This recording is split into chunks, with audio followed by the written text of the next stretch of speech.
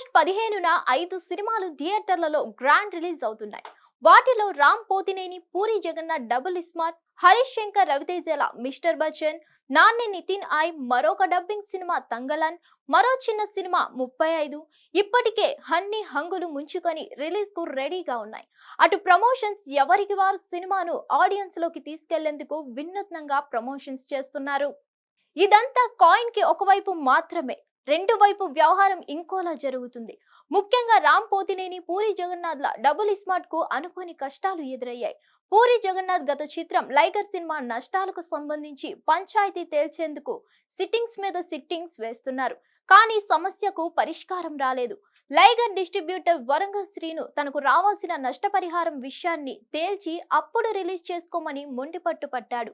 మరోవైపు film chamber కనుక తమ సమస్య విషయం సీరియస్ గా తీసుకోకుండా డబుల్ స్మార్ట్ ను రిలీజ్ చేయాలని చూస్తే మాత్రం ఊరుకునేది లేదు.